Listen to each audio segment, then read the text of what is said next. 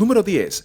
La destrucción nuclear de la antigua India. A principios de la década de 1920, los arqueólogos de Pakistán descubrieron las ruinas de la ciudad de Mohenjo-Daro y Harappa. Estas fueron dos de las ciudades más grandes de la civilización del Valle del Indo hace 4000 años. El Valle del Indo era tan avanzado y sofisticado tecnológicamente que estaba a la par con el antiguo Egipto y Mesopotamia. Las ciudades demostraron un nivel similar de planificación cívica y ofrecieron las mismas comodidades que se encontraban en las ciudades egipcias más brillantes. Tenían baños adecuados con retretes, aguas residuales que fluían a través de un complejo sistema de alcantarillado y cisternas para contener agua potable pública. Mohenjo-Daro era tan grandioso que tenía un baño público gigante en lo alto de una ciudadela alta con vista a los tejados. Todo fue construido con ladrillos, mortero y cualquier otra cosa que pudieran crear en su entorno desértico. Básicamente impresionante. En la década de 1950, Sir Mortimer Wheeler, uno de los excavadores de Mohenjo-Daro, propuso que la civilización murió con fines violentos. La creencia era que la civilización del Indo fue sorprendida por un ejército de indo-arios y aniquilada en algún momento del segundo milenio antes de Cristo.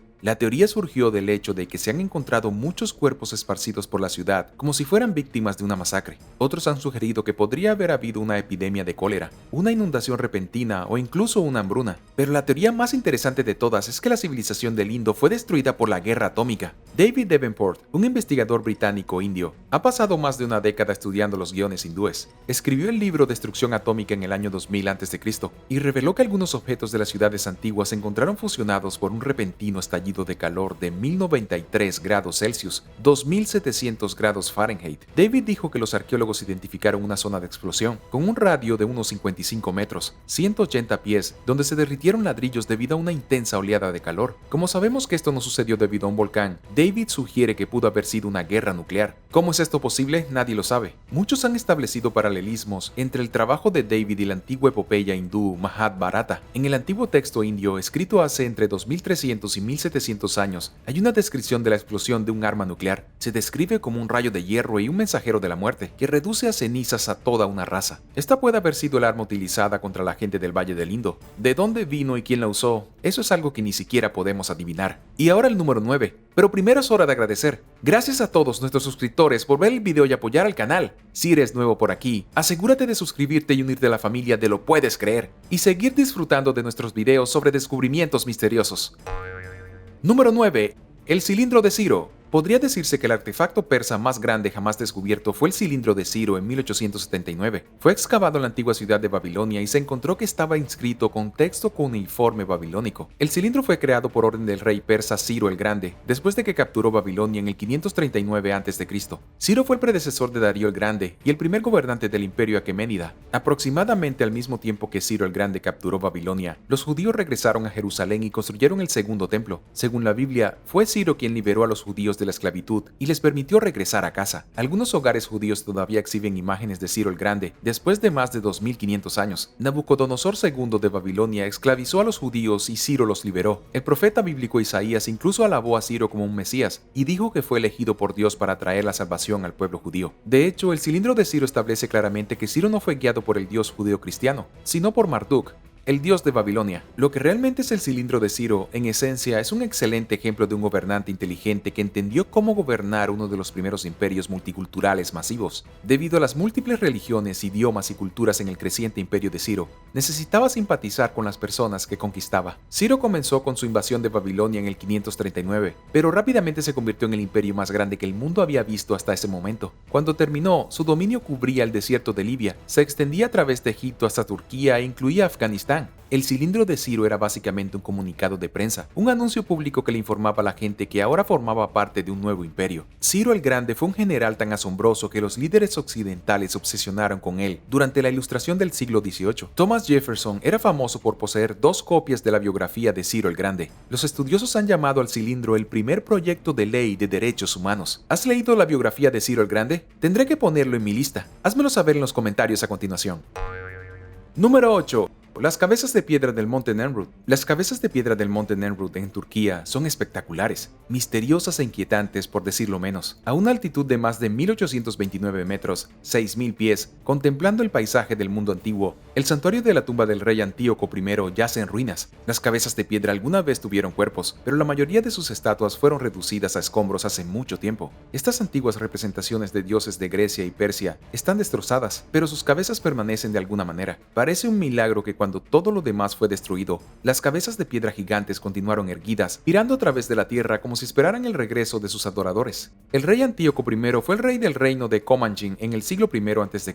El suyo era un pequeño reino, algo así como un estado tapón entre Roma y el poder imparable de Persia, pero el reino no duró para siempre. Permanecieron independientes hasta el 17 cuando fueron conquistados por el emperador romano Tiberio. A pesar de ser increíblemente rico y tener un gran poder, el reino de Comanjin cayó en declive cuando los romanos lo mantuvieron bajo su control. Pero antes de todo eso, en el 62 a.C., Antíoco construyó su mausoleo personal como un gran santuario para sí mismo, en el punto más alto del norte de Mesopotamia. Tenía grandes estatuas de todos los dioses más importantes adorados por la gente de aquí. Debido a su ubicación entre dos culturas, tenían una mezcla de creencias de la mitología persa y la mitología griega. Las estatuas en el santuario eran enormes, se elevaban 9 metros, 30 pies de altura y pesaban más de 6 toneladas cada una. Fueron descubiertas en 1881 por un curioso explorador alemán que escaló la montaña, pero no se hicieron famosos hasta la década de 1950 y fueron declarados sitio de la UNESCO en 1987. Las escrituras rotas en el santuario incluyen una del propio rey Antíoco I. Hay dos águilas, Zeus, el dios zoroastriano Ahura Mazda, Hércules, Apolo, Mitra, Tiche y muchos otros. Es uno de los ejemplos más fenomenales de Oriente y Occidente, con dioses obviamente griegos vestidos con atuendos persas.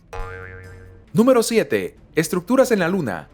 ¿Y si la Luna fuera una estructura antigua creada por una inteligencia extraterrestre? Esa fue la pregunta que se hicieron un par de científicos rusos en 1970. Mikhail Vazin y Alexander Sherbakov publicaron un artículo discutiendo la posibilidad de que la Luna hubiera sido hecha por criaturas extraterrestres, o al menos por inteligencia extraterrestre. Los científicos ofrecieron un argumento muy extraño y controvertido para su teoría. Sugirieron que se usaron máquinas masivas para derretir rocas dentro de la Luna, formando túneles subterráneos y empujando los desechos fundidos a la superficie. Luego, la Luna fue preservada por una capa interna hecha de metal lunar. La inteligencia alienígena convirtió a la Luna en una nave metálica, con su interior ahuecado y su superficie rocosa exterior luciendo exactamente como la de una roca espacial. Después subieron a su nave, la condujeron a través del universo y la estacionaron en órbita alrededor de la Tierra. Esto suena completamente loco, pero fue propuesto por los dos importantes científicos de la Academia de Ciencias Soviética. Estaban al menos intrigados por la posibilidad de que la Luna fuera una creación artificial de una inteligencia que no fuera de la Tierra. Pero si es verdad, ¿dónde están las criaturas que trajeron la Luna aquí?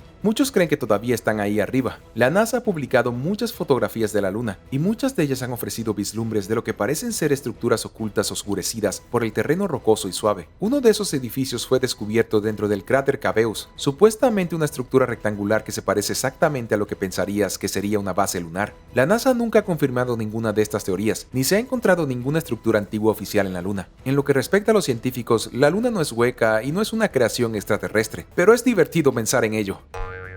Número 6. Hachas de mano antiguas. Hace 300.000 años, alguien en la Europa prehistórica estaba usando un hacha de mano gigante para cortar en pedazos a su presa y procesar la carne. La colección completa de estas antiguas hachas de mano se encontró en Porto Mayor, en España. Los análisis de laboratorio ya han demostrado que las herramientas de gran tamaño se utilizaron para procesar materiales duros como la madera y para trabajar con cadáveres. Las herramientas son particularmente inusuales porque son aproximadamente el doble de grandes que la mayoría de las hachas de mano utilizadas por los primeros Homo sapiens. También son mucho más grandes que las herramientas utilizadas por los neandertales. El Dr. Chris Lepre de la Universidad de Rutgers dice que las personas que usaron las hachas de mano prehistóricas se llamaron Homo sapiens arcaicos. Es posible que hayan estado muy cerca de los neandertales, no del todo humanos modernos, pero justo en la frontera entre los dos. Pero eso no explica por qué este grupo particular de humanos se cree que es parte de la cultura chelense. Estaba usando herramientas enormes. No tiene sentido cuando otros primeros humanos presentes en España al mismo tiempo usaban herramientas de tamaño ordinario. ¿Podrían estos ancestros humanos prehistóricos haber sido excepcionalmente grandes? Como no tenemos cuerpos para mirar y como no queda nada más que sus gigantescas hachas de mano, algunos se han preguntado si no hubo verdaderos gigantes viviendo en España en los primeros años de la evolución humana. El Dr. Lepre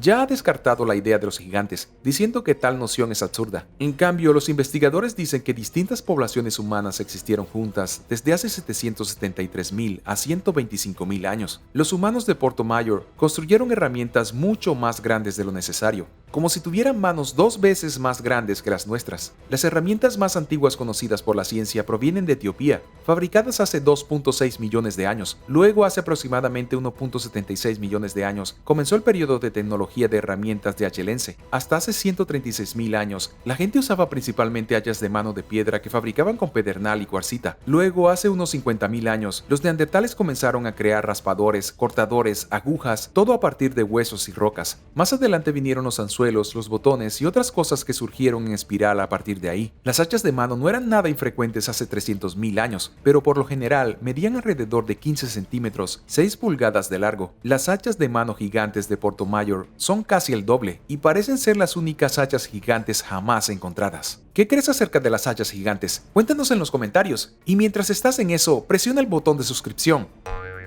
Número 5. Playa de Petroglifos. El sitio histórico estatal de Petroglyph Beach es un lugar muy misterioso en Wrangell, Alaska. Wrangell es una ciudad isleña con una larga y antigua historia. La playa aquí está llena de más de 40 grabados en roca. Es la concentración más alta de petroglifos en cualquier lugar de Alaska y probablemente una de las concentraciones más altas de cualquier parte del mundo. Los científicos están de acuerdo en que los petroglifos fueron hechos hace 8.000 años por el grupo nativo de Alaska conocido como Tlingit. Todavía hoy habitan en el archipiélago del sureste de Alaska, pero la verdad de sus petroglifos sigue siendo un misterio. Hay un cartel a la entrada de la playa que te da un par de sugerencias. El cartel afirma que los petroglifos pueden haber sido utilizados por una gran cantidad de razones. Podrían haber sido marcadores territoriales, una advertencia contra sus enemigos para que no invadieran tierras pobladas. También pueden haber sido utilizados para conmemorar un evento significativo, tal vez un maremoto o una gran batalla que ocurrió en la playa. Los petroglifos también pueden haber sido dibujados como hechizos, algo para persuadir mágicamente a los peces a nadar hacia la desembocadura del río para suministrar comida a los Tlingit todos los años. Cualesquiera que sean los símbolos,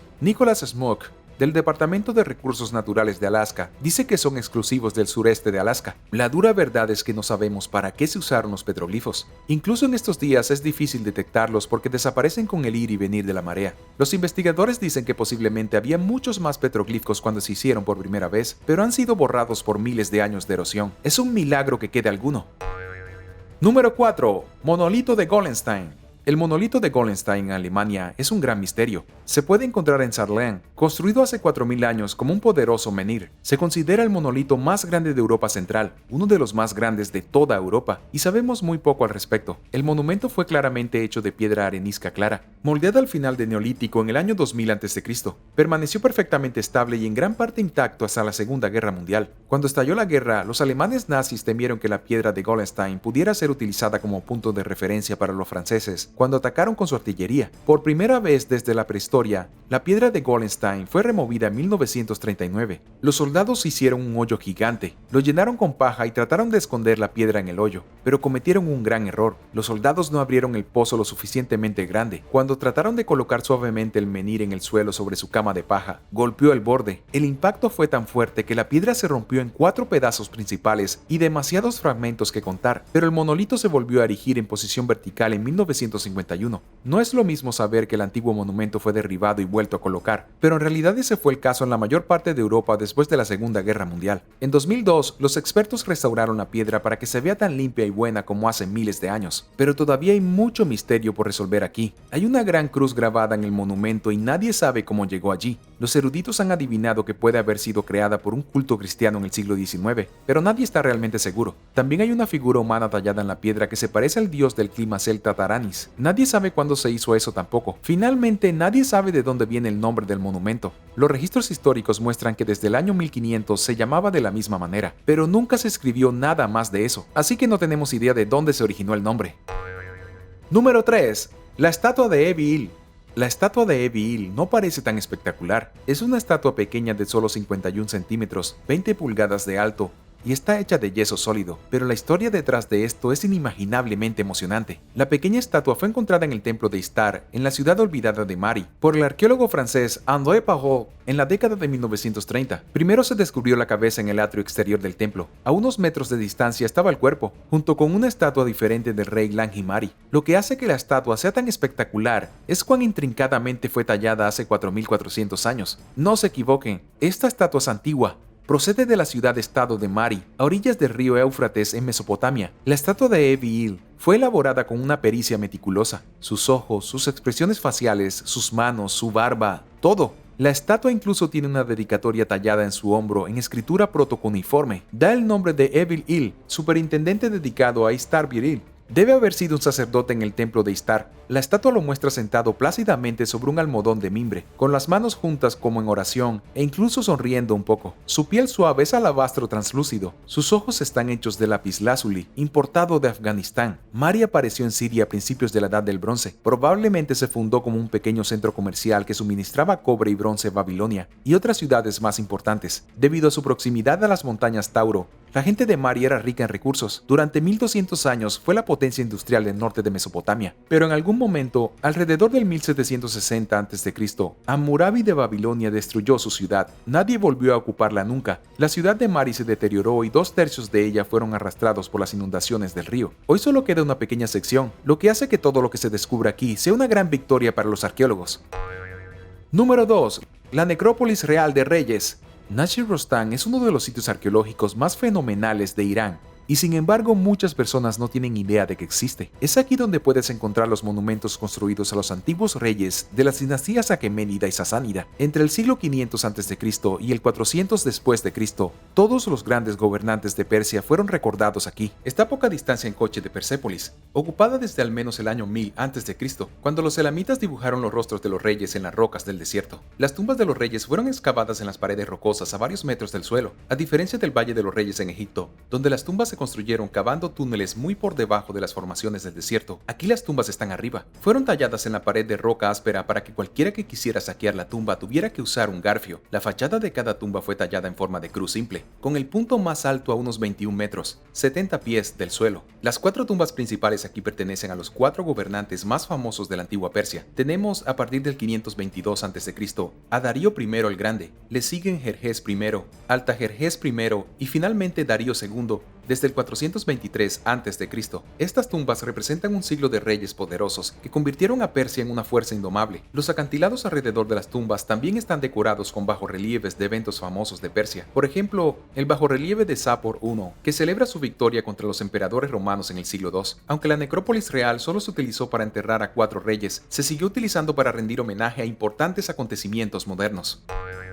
Número 1. El calendario de Geser. El calendario de Geser es una tablilla hecha de piedra caliza blanda, inscrita en una forma antigua de hebreo. Los científicos dicen que es uno de los ejemplos más antiguos conocidos de escritura hebrea, que data del 950 a.C.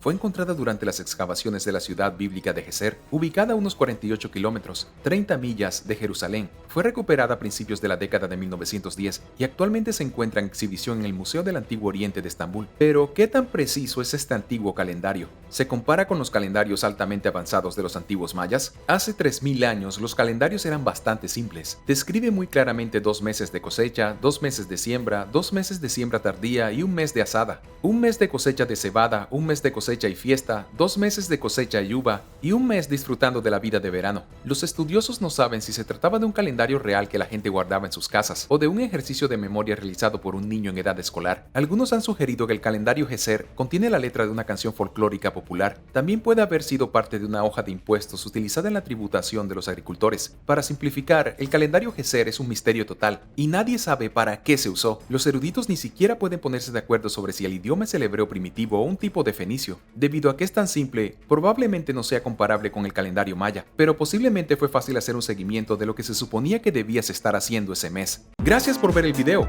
¿Para qué crees que se usaron los petroglifos en Grendel? Déjame saber en los comentarios a continuación. Y no te olvides de darle me gusta a este video. Asegúrate de suscribirte antes de irte y nos vemos la próxima vez.